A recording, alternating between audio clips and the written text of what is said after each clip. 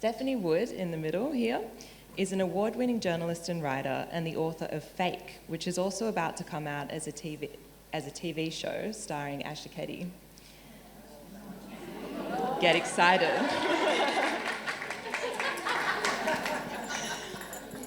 I wanted Katharine Hepburn, but she was otherwise occupied. The book recounts the 15 months she spent in a relationship with a man she calls Joe, a serial fabulist who sold promises of a future together, building lie upon lie, while leading multiple lives with multiple people, and a trail of broken trust and mounting debt behind him. Tracy Hall is a senior marketing executive and the author of The Last Victim, with co-author Summer Land, which tells of the 18-month relationship she had with Hamish McLaren, who told her his name was Max Tavita, and stole $317,000 from her after convincing her he would help manage her money.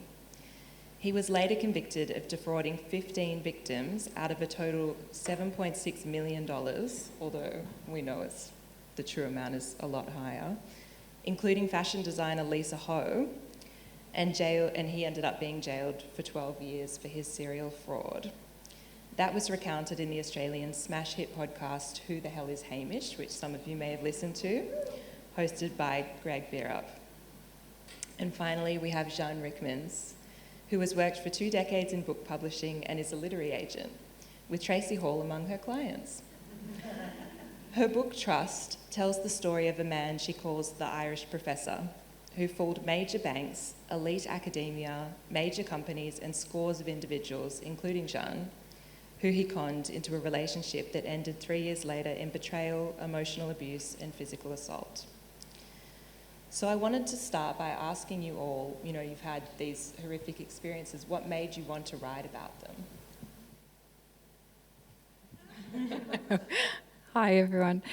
I think for me, it was about explaining in detail the insidious nature of intimate fraud. And the podcast did a fantastic job of that. But I think, the media, whilst they have, in most cases, best intentions, the 2-minute sound bites that they do or the salacious headlines that they create to get you to click on an article really doesn't do justice to the nature of this type of fraud.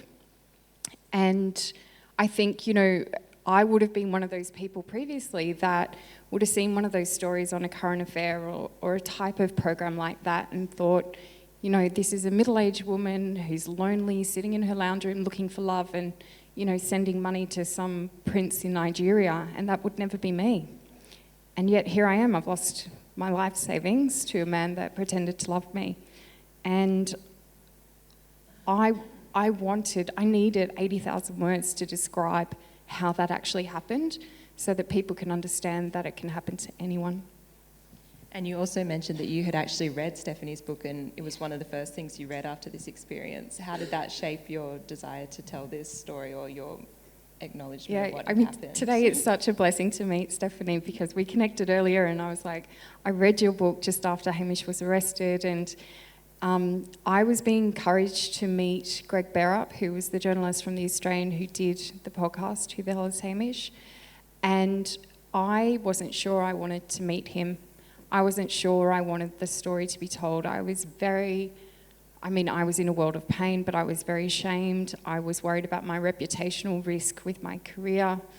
There were a whole bunch of reasons why I wasn't sure I wanted to meet Greg and tell the story. And then when I read Stephanie's book and read in detail what had happened to her and how that actually helped me in processing my trauma and what had happened, I knew that I just had to do the same thing. So thanks for that. This is like a full circle moment. Me? Well, I'd always wanted to write a book. Fake wasn't the one that I wanted to write. But I was working as a journalist at Good Weekend magazine at the Sydney Morning Herald and The Age, and the sort of stories I loved to tell were deeply human stories with complexity and pain and joy and sorrow and all of the great gamut of human emotion. And it's actually very hard to find those stories. People are often very reluctant to share their stories, as you know. People don't trust journalists, unfortunately. And all of a sudden, I come out of a relationship and unpick what happened and realise that I've got one of those stories and it's mine and I'm inside that story. And so it was too good a story not to tell. So that seems a very cynical way of looking at it, but it was just simply gobsmacking to unpick the lies that the man I was with told. And I mean, there were just holy moly moments the whole way through as I learned what he'd done to not just to me but to many other people, and it was just the sheer. It was a great story. I work in publishing, and probably the worst thing I can imagine is wanting to. Well, I did write 2 books years ago, but people say you must write it down. I think, right, well, not really, but it was a just completely accidental moment where Simon Winchester. We were speaking about something completely unrelated. He'd met the Irish professor for several minutes at a festival, and he asked me, whatever happened to that odd little fellow? And I said, I've got a story for you. And I think when something really awful happens, probably one of the best ways to deal with it is to, first you try and discover how did this happen?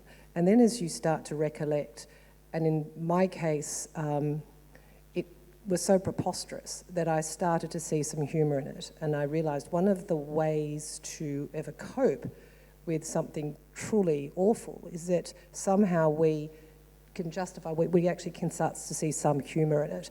And Simon said, you've got to write this down. This is just, and I thought, well, maybe. And then it was just a bottom drawer, couple of sheets of writing, and it was as long as it was long.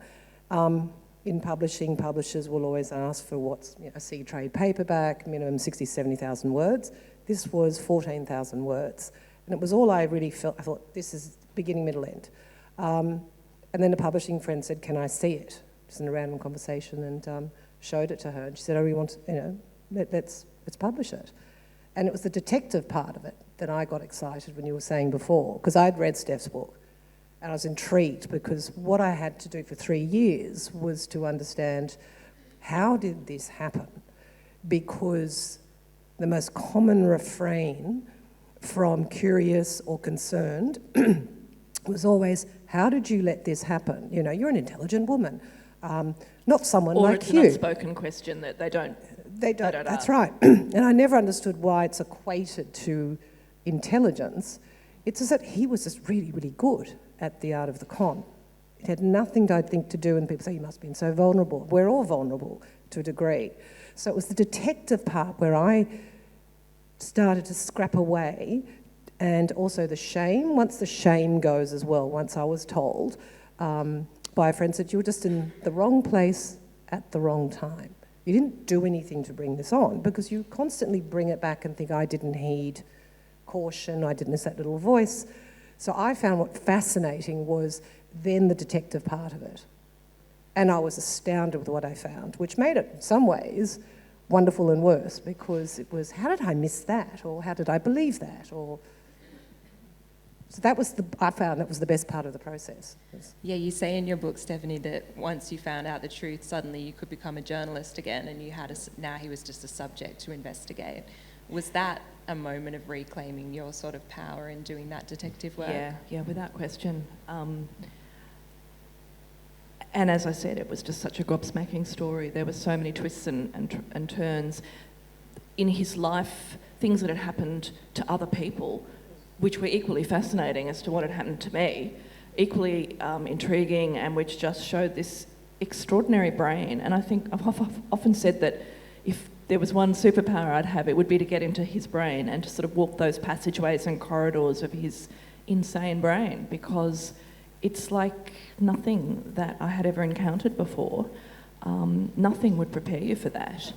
And I mean, I hope that with the work that your work, Tracy, as well as the television series that we've seen in the last few years, like Dirty John and Tinder Swindler, and I mean there've been a few others. I'm hoping that there's enough information out there that people are going to start to see pretty soon. I've read about that. I know about that. I was, the guy I was with never asked me for any money. And I kept on thinking, well, he's not asking me for money. What would he want? You know, well, I mean, apart from sex, well, why would you put so much work into just for that? So that might not have been a very elegant answer to the question. So just going back a bit, for people who haven't necessarily read your books, could you give each a quick overview of what these con men, you know, ended up ultimately taking from you and what their scam was? Yeah, so for those who've listened to Who the Hell is Hamish, it's fairly well known what Hamish McLaren did for a living. That was very, very well kind of publicised back in 2019. In relation to my experience specifically, I was the only one of his victims in the Australian case that was in an intimate relationship with him. So I met him on a dating app in early 2016. I'd been separated from my husband for about a year, and I thought I was ready to get back in and meet someone and find someone who had similar values and morals and just someone to spend some time with and build a relationship with. And we did that over the next 16, 18 months. He told me he was a chief investment officer for a family office, and he spent the next period of time, you know, next year, basically grooming me and coercing me into believing that he was who he said he was. So I overheard countless conversations about his line of work, investments they were making on behalf of wealthy families, and just basically his whole career. And by the time he asked me or had convinced me to set up a self-managed super fund, I thought he was the perfect person to do that and to support me and to help me have a financially independent future. And so I did that, and over the time I had transferred $317,000 to him to manage as part of this legitimate self-managed super fund. What wasn't legitimate about it was that the money wasn't going into an account held in my name, it was going into a washing account of his. And I found out who Max Tavita was one day. I woke up a year and a half later to a Crime Stoppers video online of him being arrested outside of his Bondi apartment. And his face was all blurred out, but of course I knew it was him. So he had been arrested off the back of a couple of victims and a couple of $1 million, and then subsequently all the other victims came forward.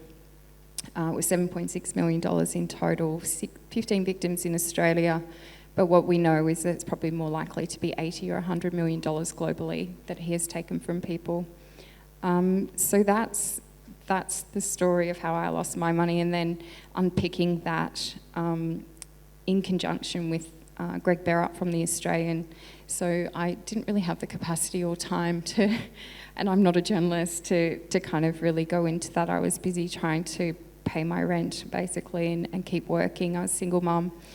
And thankfully, I had the backing of The Australian, who, and Greg Berrup, who researched for almost a year and created the podcast Who the Hell is Hamish. So I found out all my information via that process, and then of course meeting the other victims and basically putting the pieces of the puzzle of the previous 18 months of my life back together.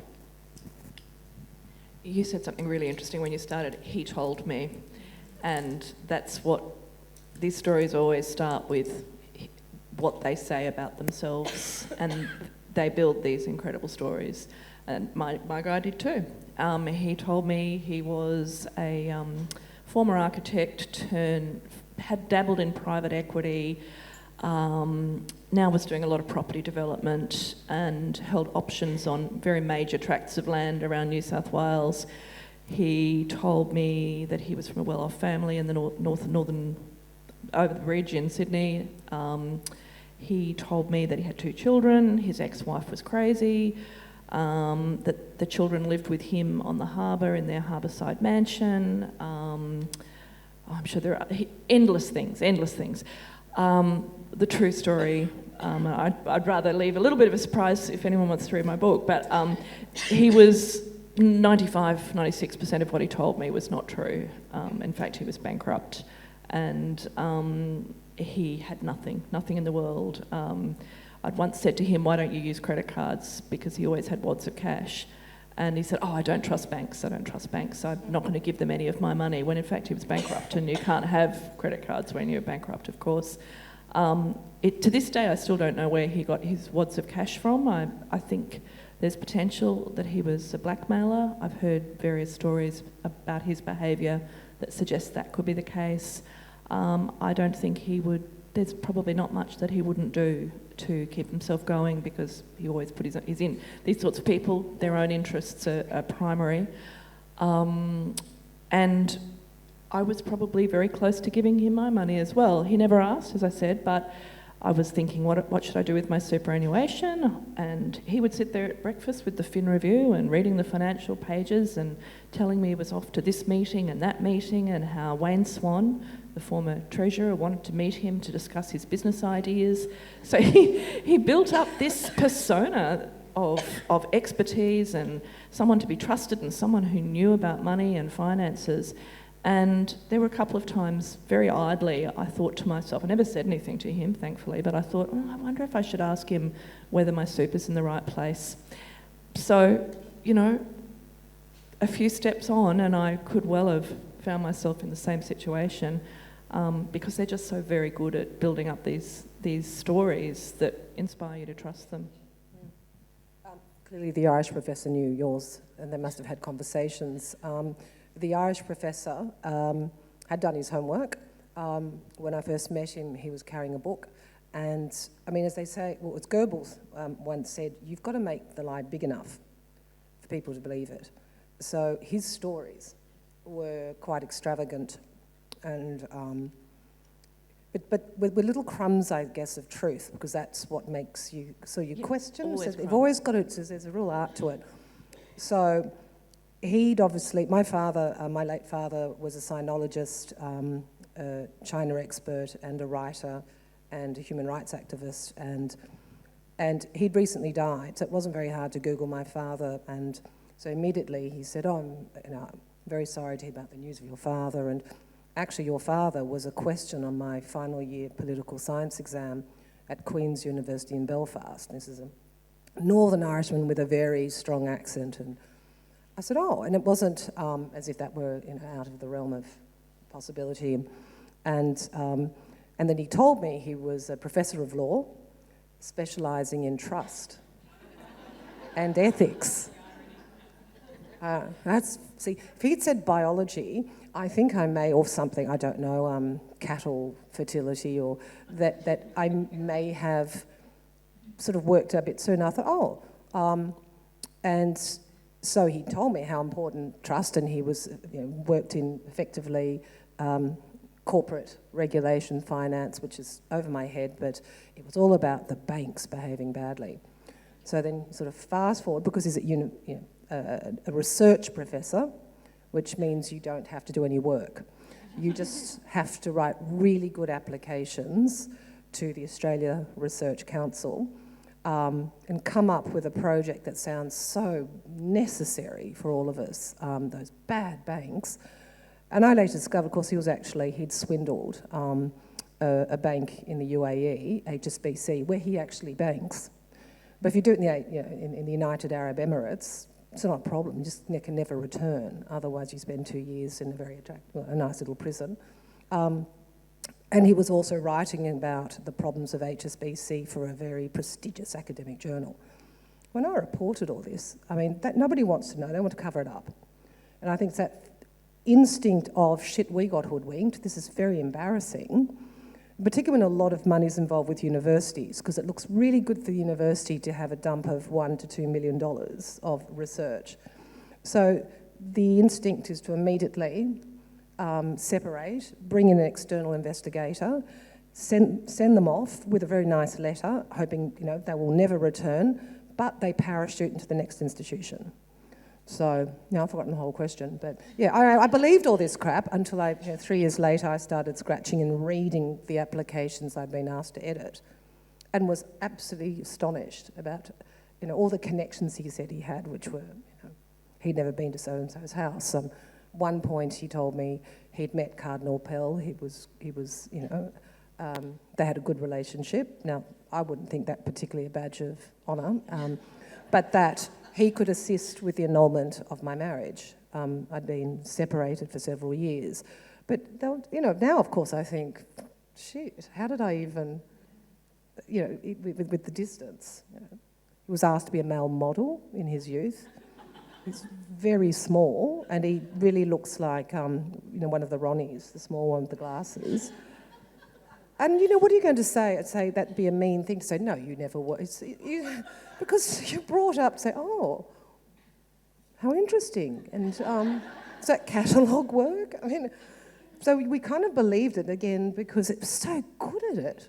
One of the women I interviewed for my book, Benita Alexander, is an American journalist, producer, works as an executive producer for NBC in America, well, did at the time. And she fell in love with a heart surgeon. And you may have seen a recent, I think it's on Netflix, is it Dr. Death? It's about the doctor. And I interviewed Benita, the woman in that, for my book. He told her, that's all these stories always start with those words.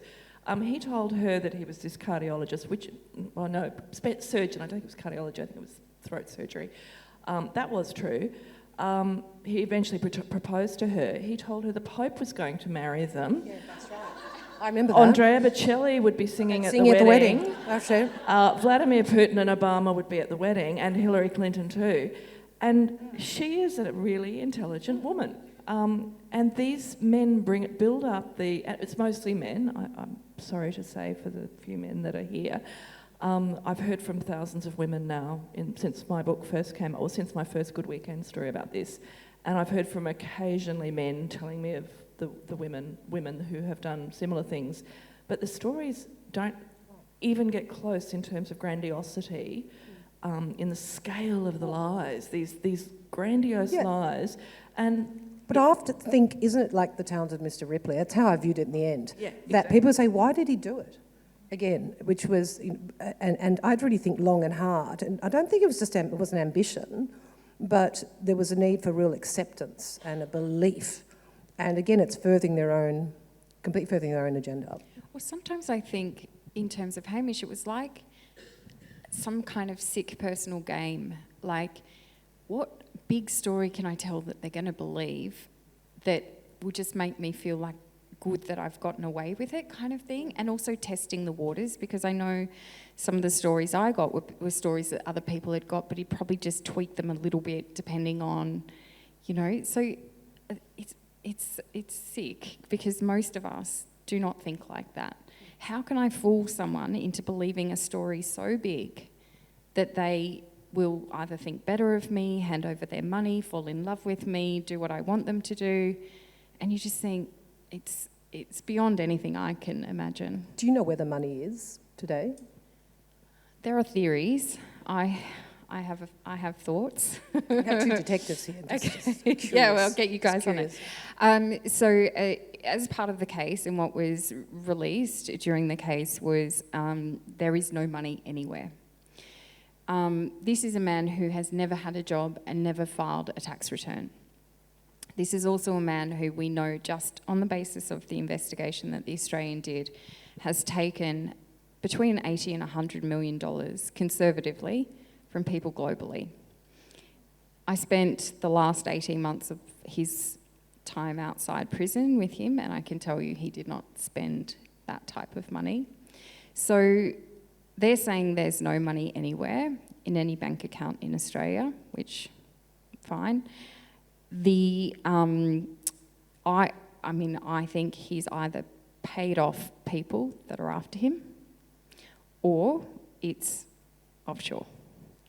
My best guess is it's offshore. He spoke to me about it all the time. So he was grooming me in those last months to think about creating my own offshore situation, and he would only ever talk to me about it when we were in the outdoors, like walking along the beach, for example, without our mobile phones, because he was so paranoid. He probably thought I was recording things, or, I would never think to even do that, but...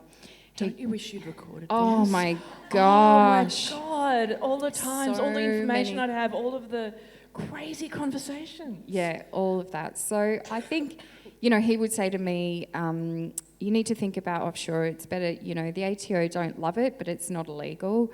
Think about the name, you've got to call it something. So think about the name that means something to you, but they couldn't trace it back to you.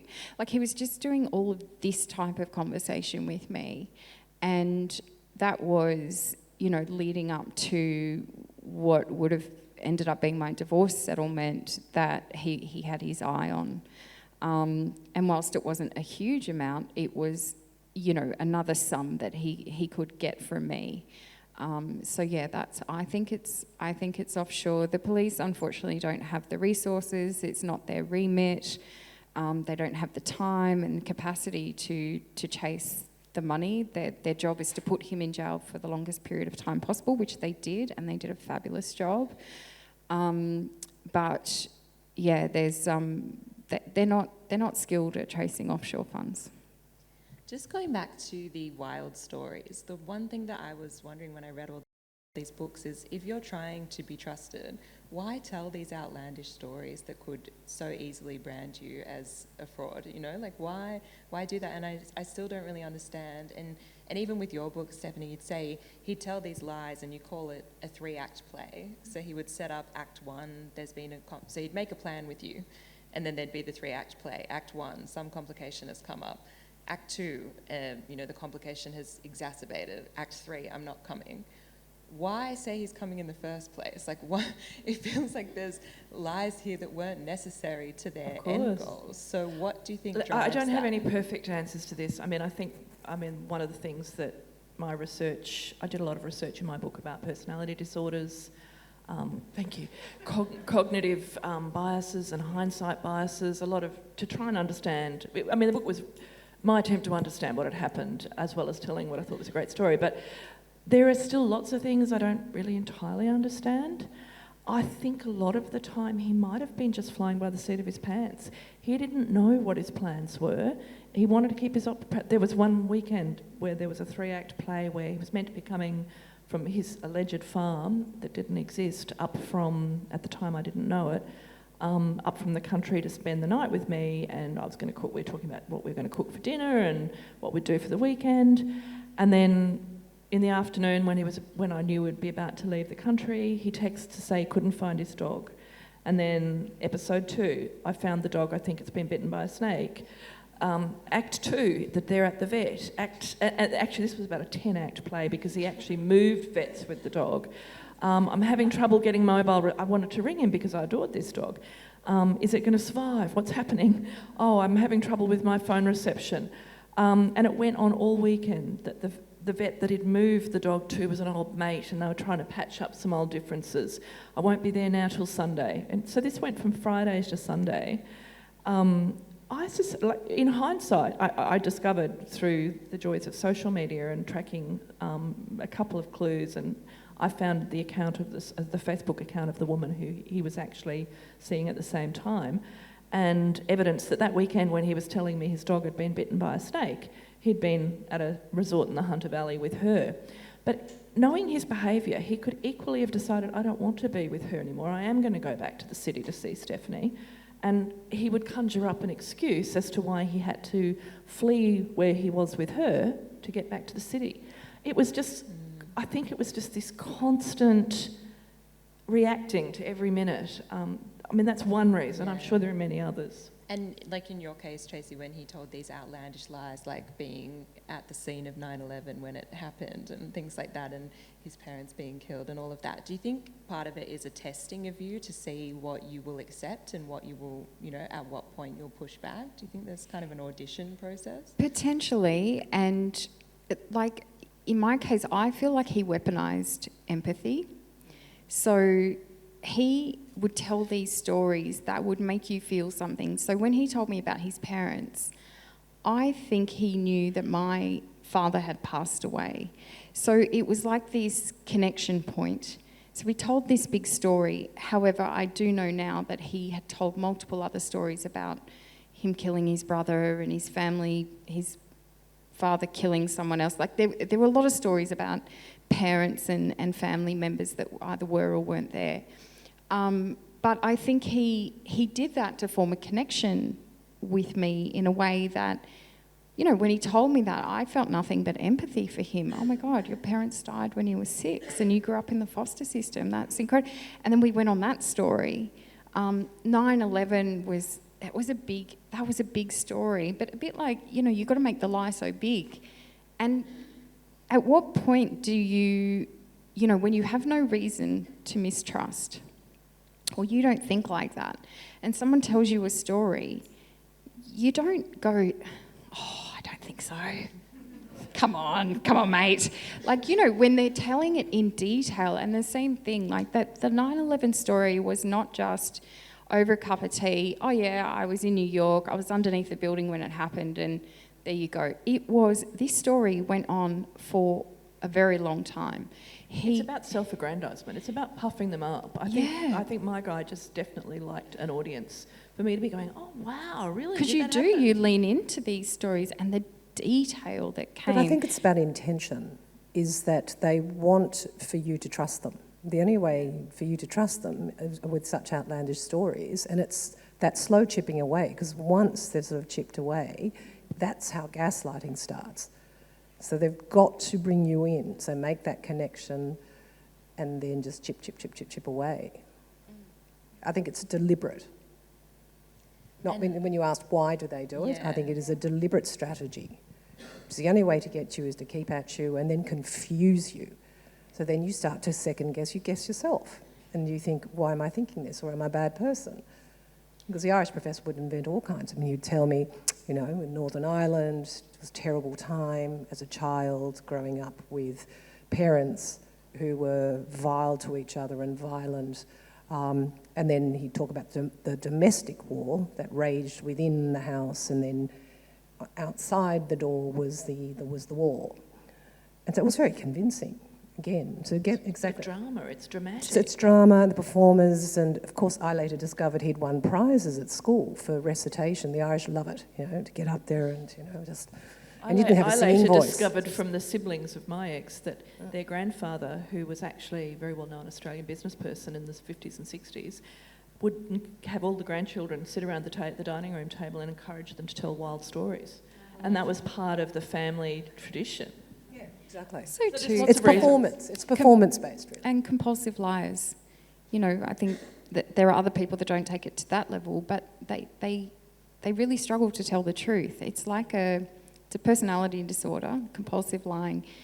There's so many layers when you get to sort of these characters, but on one level, just at times when they don't even have to lie, and they do.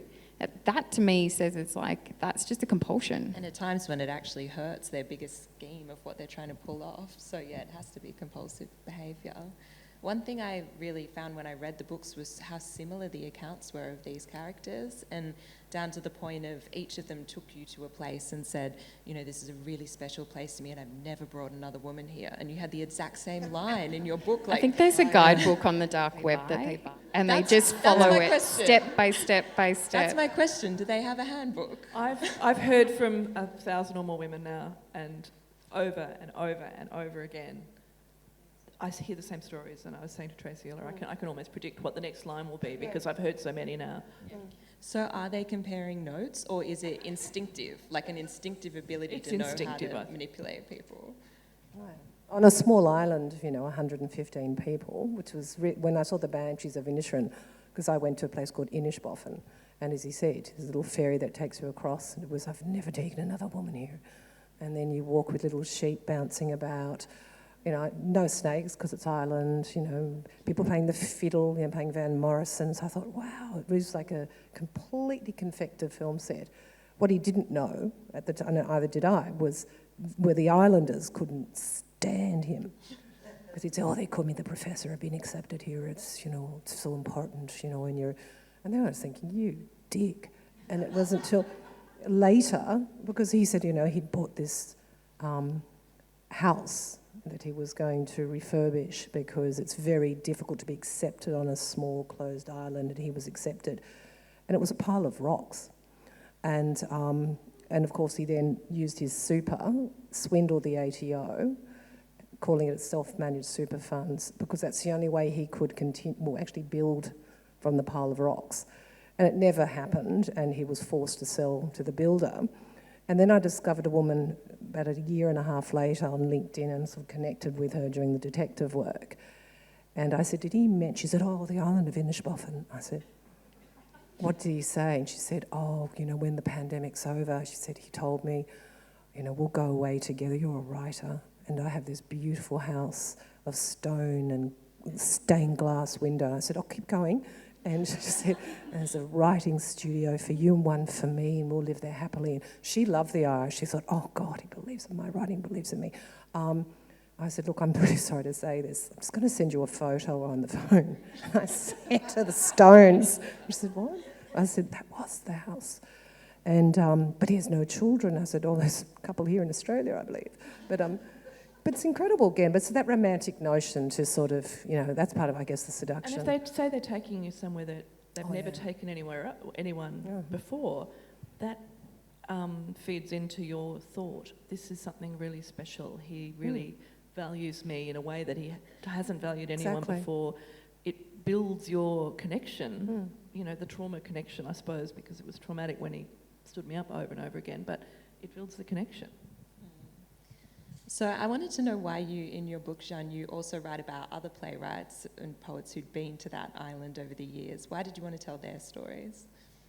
It was an accident, because when Simon said, you just write this down, I started thinking, oh, I've got the beginning. It's going to be, because he did call me from a small pub upon the death of an Irish playwright, Tom McIntyre, and he thought, oh, I know, I'll be the biographer of McIntyre.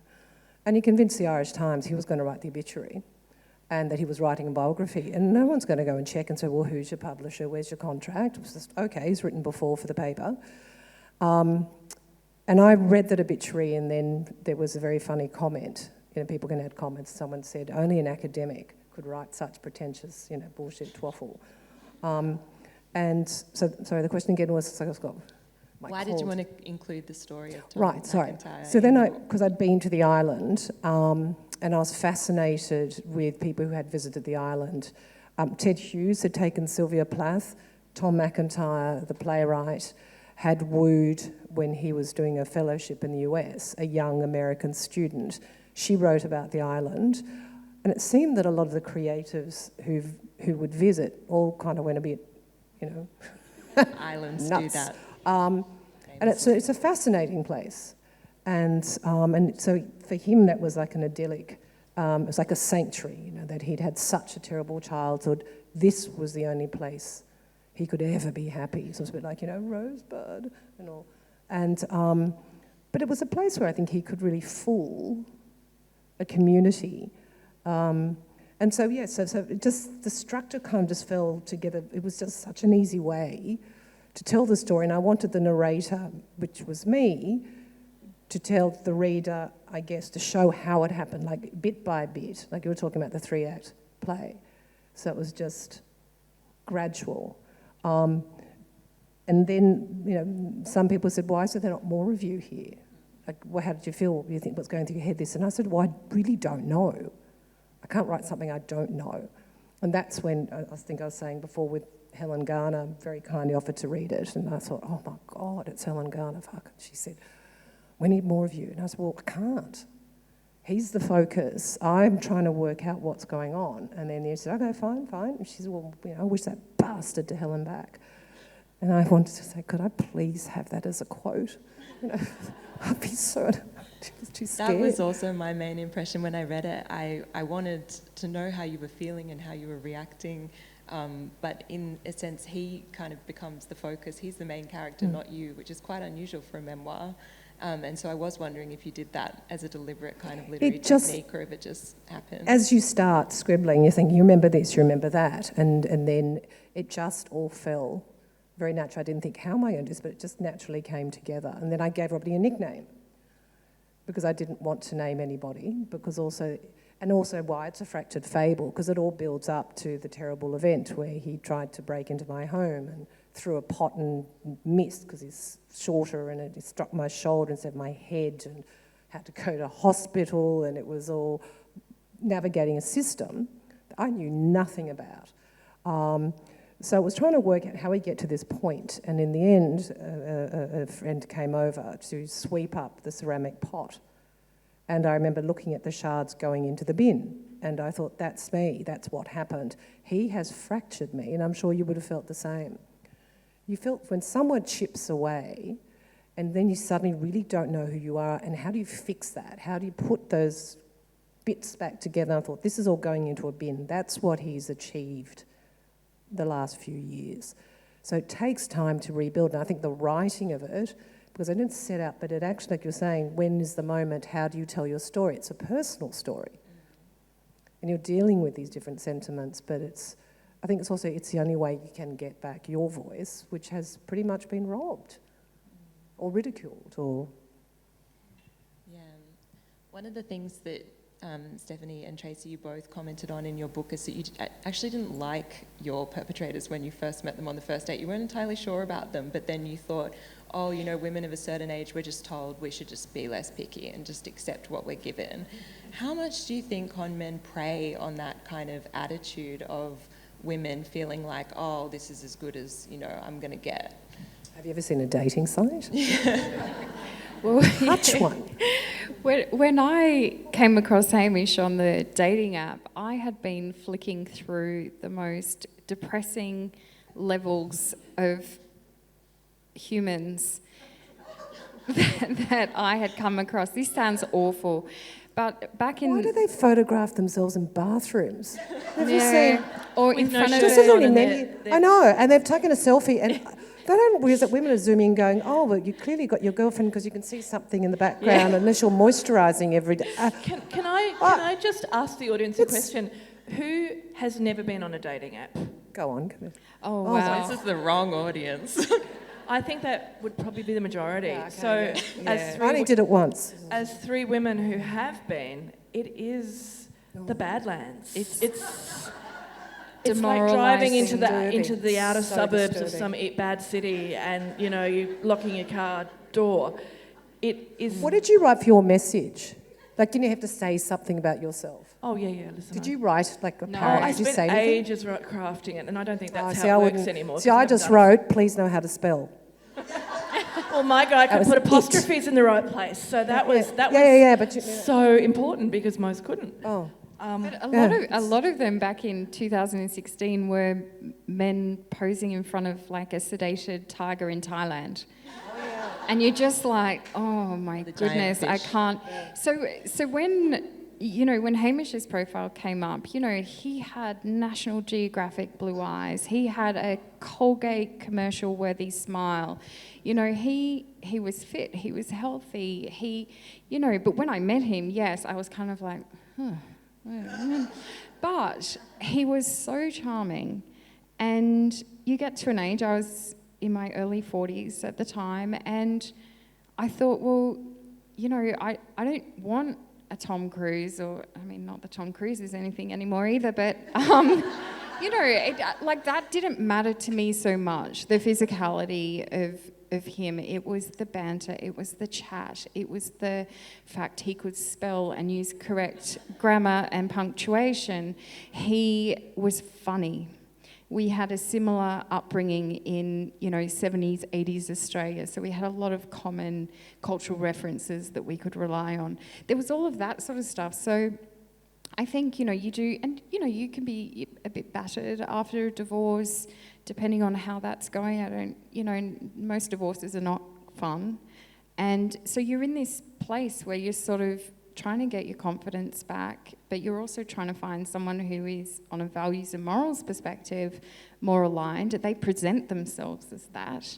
And so the looks are kind of like, does it really matter? And for me, it doesn't. I mean, you want to be attracted to someone, but, So compared to what I was viewing online, he was pretty good, and the rest of it kind of made up for it. Yeah, you said the main thing was that he listened to you, and that was so rare that you embarked, which is He so was sad a phenomenal that the men who listener. are listening are con men. Yeah, but then he weaponized that. So all he had to do was listen to what I was talking about, what I wanted for my life, my values, my morals, and he reflected that back to me in his form. So he mirrored me. And because of our kind of similarity biases, you are more likely to trust and love someone who sounds like you, looks like you, thinks and feels the same as you, wants the same things out of life. And he, on some intelligent level, knows all of this. And then he weaponizes it for his own financial gain. And he did that with everybody, not in an intimate sense like he did with me, but in other ways. He found people's weak points by just listening. So, a very interesting technique. How much do you think, Stephanie, that dating I'm just reading your quote, the dating apps have kind of facilitated this or made a breeding ground? You said in your book, there is in the world a silent epidemic, emotional abuse perpetrated by an army of liars, cheaters, grifters, charlatans, con artists, narcissists, fantasists, flim-flam men and phonies. A disproportionate number lurk on dating websites and apps, feeding grounds for those with low instincts and impulses. Once in an dramatic, isn't it? Yeah. I think I might have needed a better editor on that one. And Jo actually said to you, there are so many lonely women online. Yeah, exactly. Listen, I've actually written a story about this since. I think it's more complex than to just dating apps. Certainly, I do believe there's a disproportionate number of not so savoury characters there. The other thing about dating apps is that you're meeting people without a context. You're not meeting someone at a bar or pub or a dance or an event where their friends are with them and where you get to sort of see them in a more rounded kind of way. You meet them and it might be several dates before you actually meet anyone that knows them. So that lack of context, I think, is important. But something that occurred to me actually after I finished the book and it was well and truly published is I think phones, digital technology is actually more significant in this, because think of how most of us, or many of us, stupidly use our phones as this, it's just so close to us. We hold it close to our heart. If you're stupid like me, it goes under your pillow or next to your pillow when you go to sleep. It's there all the time, and these messages come through if you're dating someone, as I did from this guy I was with, and you live for these messages that ping into your phone, and each time they do, there's a little dopamine hit. He says he loves me, he says he's missing me, or whatever the message might be. And I think it's a kind of a weird, I'm trying to think of the word, it's sort of a weird parasitic thing between us and our phones. That's why they call it love bombing as well. Yeah. Just to constantly. Yeah. But I think the digital technology is really, really significant. But I mean, one woman that I've interviewed since the book came out about this, she later discovered that she received maybe 20 messages or something from her guy in the space of maybe 15, 20 minutes, which were just intoxicating for her. She later discovered that he was lying in bed next to another woman as he was sending them. It's so easy to maintain this charade of being a faithful lover. You don't have to be there to do it. He could have been sending messages to five other women. Pasting. Probably copy-pasting. Copy-pasting, exactly. No, you laugh, but it's what happens. I do. I mean, I've been thinking a lot about the dating apps and the things they can put in place to protect us dating. So had the dating app had an identification verification process in place, I never would have met Max Tavita. And so that means, like, you know, when you open a bank account or something official, you need to provide your driver's license, your passport, or your Medicare card, or a combination of two of those. That, when you do that, it pings off to another company, and they basically say, yes, this person is the person they say they are, and it pings back and says, yes, you're a verified person, you can open a bank account. And that stops a lot of scams and fraud happening in banks and fintechs. Now, if the dating apps did that, it would cost them a little bit more money, there would be some more friction, and yes, there would be people that wouldn't want to do it. But I never would have met Max Tavita if that had been the process in place at that time. There, of course, identity theft. So if I've got someone's driver's license or Medicare card and purporting to be them, which does happen, but the cases are a lot less. So things like that, I think the apps, I think Tinder is doing it now. Bumble is doing it, but you just have to do a simple search on Reddit to find out how you get around it. Yeah, so anyway, there's a lot of things that can be done, I think, with technology to help protect people that aren't being done for different reasons. So I think they've... Yeah. Like the, AVOs, PVOs are made transparent to access a list would be very useful. I think a lot of women would think twice if they saw there was a record, but everything could be so cleverly hidden, it's just not. So in terms of what people can do on an individual level, you all now can see in hindsight all the red flags you mark up in your book every time there was a red flag. What are some of those red flags that people should look out for? Some of the ones that I talk about are if somebody doesn't have a digital footprint, it's a massive red flag. So there's one thing not to have a social media profile or to never have been on a dating app, that's fine. There's a man in the pop They're plant. hiding behind, they're desperate to be... He's getting some tips. If there's some weird guy lurking in the bushes behind you, that's a red flag. Yeah. So digital footprint, if they tell you their name is Max Tavita and you go Google and there is nothing online about that person, that's a massive red flag in this day and age. And I would also say meet friends and family very, very quickly if you've met someone. I'm not ever going to date again, so I can't really tell you. Yeah. No, I think inconsistent stories that don't add up, I can now see was probably the biggest one for me, that I'd go, but hang on, you said X, and he'd go, oh, yes, but. And that was just a constant thing, the inconsistency of his stories. One day I said, he claimed to have sheep on his farm, and I said, what did I say? I said, initially I said, your hands are so soft and unmarked for a farmer. I would have thought that you'd have, farmer's hands. Oh, I wear gloves, he said. And a little while later, he out of nowhere, he said, about my hands, they're soft actually because I work with lanolin, with the lanolin from the sheep fleece. And I said, but you said you wore gloves. Oh, you can't work with the sheep with gloves on. My head is spinning around and around and around. That was, one of any number of cases where I'm going, hang on, that doesn't make sense. And the constant absences, like the constant cancellations. I've got to be here. My son's got concussion. My daughter's got asthma. My ex-wife's behaving dangerously erratic around them. Just constant stories for reasons for cancellation. Yeah, you said beware the drama man, which I thought was a good line because I feel like as writers we're drawn to drama people because they're interesting, but watch out for drama people.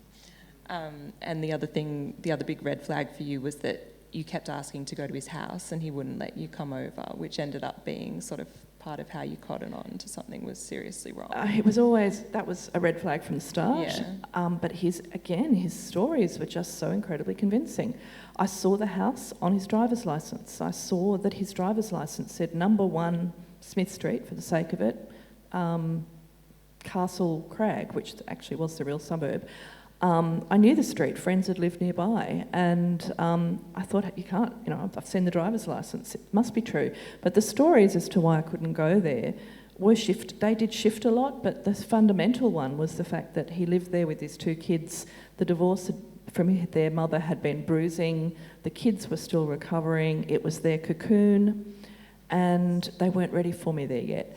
And, any empathetic person is going to listen to that story and kind of go, okay, I'm not only do I not want to hurt his children more, but I don't want to ruin the relationship by pushing too hard here either. I've seen his driver's licence. That seems like a reasonable excuse. So, it made me really uneasy. But I thought, okay, I'll let that go. Any red flags for you? I think intensity, very sudden and constant intensity. Just after I first met him, I thought something's not, I can't quite put my finger on it. And he WhatsApped and he said, I've got because I was living in the UAE at the time, and said, I have a work conference, university conference next Thursday, and I'll be in Sydney, we must go to dinner. So I thought, okay, well, all right, I consented. And midway through dinner, he said, I've got to tell you something. I said, oh. He said, I wasn't being truthful. I said, oh. He said, I don't really have a conference. I said, right. No, I just want to have dinner with you. And I thought, who flies 14 hours long haul? And I thought, am I supposed to feel flattered? But that was already, I thought, that's a bit odd. And then he says, and also I forgot my wallet on the sideboard. Now, you would have thought, at that point, who forgets? He said, so embarrassing. And he said, oh, I have to ask you. And then I just felt so embarrassed. I thought, did he really? No, that's impossible. He must be a con man. Where did he go? I was just so good at. But that level of intensity, all that sort of straight up. And also, I think if anybody ever talks ill of a previous partner, yes, that's my straight ex did up. That. Straight up, probably the first one. Why do they speak so? And it's always the nasty, malicious ex trope. You know, they're the victim. They were the good fathers. They're always the victim. They've always been wronged in any situation that they've ever been in. Yeah, I don't think one should ever speak ill of one's, partner. It's just, anyway, that's part of, I think, the ruse. I have so many more questions, but I think we need to go to the floor. So does anyone have a question? Yes, at the front. Your stories are fascinating. I've read your books. What strikes me is if this happens more to women by men, do you think women are more trusting as a whole? And why is that? I think women potentially are more trusting, but I think there are a few other things that I believe come into play here. I write a bit about this in my book, about the princess myth, the fairy tale myth that we women are told from a very young age, and I think this is still happening. I don't think it's gone away, that we need to be in relationships, that we need to be the nurturer, that we need to care for people. And I think all of this comes into play when you're in one of these relationships, that you're trying so very hard to be empathetic and nurturing, and you're thinking in the back of your head, I'm no one if I don't have a relationship in my life, which does come back to that, the picky thing. I don't know that I'd say that we were necessarily more trusting than men, but I think there's a whole lot of, that's probably a very inadequate answer, but I think there's a whole lot of complex stuff that's coming in. And I think women being nurturers and forgiving forgiveness is probably a big part of it too. Or you write and talk about financial independence. I think we've been so reliant on another party to do look, you look after it, it's all too difficult, I'm too busy looking after the children, I'm doing this. So you don't learn early on that you're perfectly capable of doing it, saying girls can't do math. So until you change that, I think, mindset. Yeah, I think vulnerability is a really interesting thing to think about as well. And it's not to say that men aren't vulnerable, but I know that when I met Hamish, I was vulnerable in many different ways. I was only a year out of my marriage, vulnerable. I was working a huge job at eBay, running a big team, working 16-hour days. I was dog-tired. I was single parenting, probably 95% of the time. I was vulnerable on so many levels, and I think a lot of women are, because we're trying to do it all and figure it all out and take the load, and and I think we have these visions that vulnerability comes after these big events, but it could be, we're flying internationally every other week and we've got jet lag, or, someone close to us has passed away, or it might be any level of, for me, I look back and see the levels of vulnerability I had on so many different angles that, it was like he could sniff it out. And I think there are many women in this situation. Whether we're more vulnerable than men, I'm not sure. But certainly I've thought a lot about vulnerability as a part of this. Any other questions? Yes, two.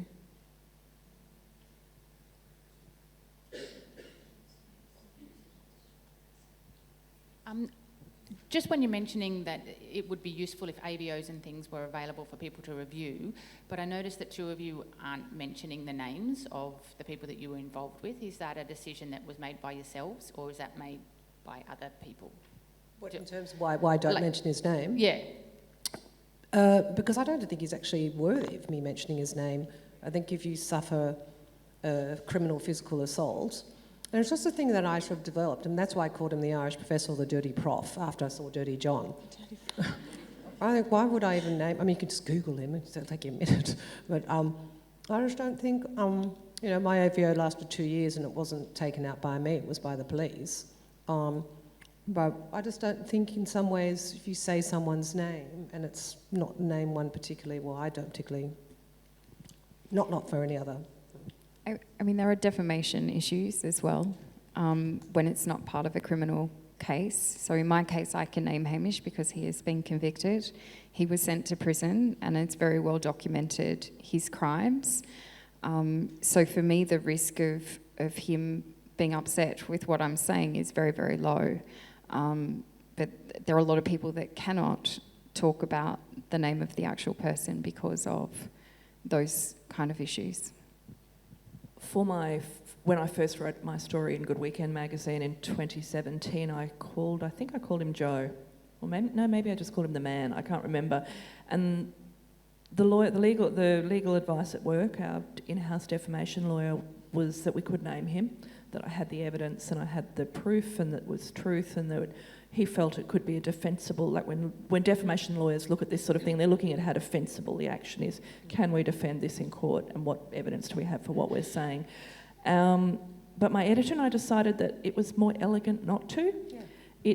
In effect, it was only about a 3,500, 4,000 word article, and to name him would have changed the article, even just changing the man to his real name, would have made it to me feel as though I was out to get him. And I never was. It was never about revenge or being out to get him. So even though we could have, we chose not to. We felt it was more elegant from a literary point of view. And then when the book came out, I think book publishers might generally, and you would know better than me, but I think they're more conservative when it comes to legal issues than newspaper publishers are. And Penguin Random House did not want to take the risk of naming him, so that's the reason they didn't want to bring on a defamation action. But he is very Googleable. I won't give you the clues as to how to find him, but my work here is done because other people have now written about him, not me. Final question from this, or maybe not, maybe we can have more. Yeah, there are instances of deceit that don't involve romance where they've had some unintended benefits. I'm thinking of maybe something like the Hitler Diaries, where the forger's exploiting the desire of the press to get a scoop, and so he forges something, and then people are taken in by it, and there's a scandal. And I think Rupert Murdoch bought the rights to the Hitler Diaries and only found out later it was a complete fake. And that's different to what you're talking, because you're talking about romance. But can you see, or have you come across in your research any instances like that where the person may not intend to benefit anybody, but does somehow, particularly when they're exploiting a weakness or a problem within society? I think it's a different kind of thing to con men. I think that's more like kind of undercover gonzo journalists sometimes, have to go undercover for a story in order to and deceive people in the process for a good end point. But I'm not sure that con men really fit into that category, would you say? I don't really have anything I can add to that. Yeah, I feel like these people are inherently doing it for manipulative reasons, not with altruistic goals. So you're asking, I'm sorry, I'm trying to understand your question. Are you saying, are there benefits for some of these people beyond money, these con artists? Yeah, well, he didn't intend there to be. I mean, he just wanted to. But he became a celebrity, right? I don't know that very many of them are benefiting. One of the guys here is in jail. I think mine is probably homeless. I'm not quite sure where yours is. So I suspect that there aren't too many benefits for many of them. No, I wrote mine out of the country. That was probably... But again, I think it's really important to make the point that these are not stories of vengeance or revenge, far from it. What it is, it's trying to expose truth. And it's our truths. Because some people say, is that terrible? Look at these women, there they go. It's a very difficult thing, and I think it's very brave of what you both did. And again, when I first read you, that's what also gave me the courage. Because I thought that is incredible. Who is really going to put their hand up and say I was duped? It's Most people say, and they will say, move on, just put it behind you. It's a bad experience, but Yeah, one of my former one of the bosses, worst things to when I say to had dinner anybody. with her before I started to write, when I had the contract, she said, "Oh, Stephanie, don't do that. Don't do that. Whatever you do, don't do that." fear of judgment. People again saying, how did you let this happen? My mum and my best friend both said, don't do the podcast. Don't tell your story. There's too much risk. And here we are. It's only brought good things to me by telling the story. Yeah.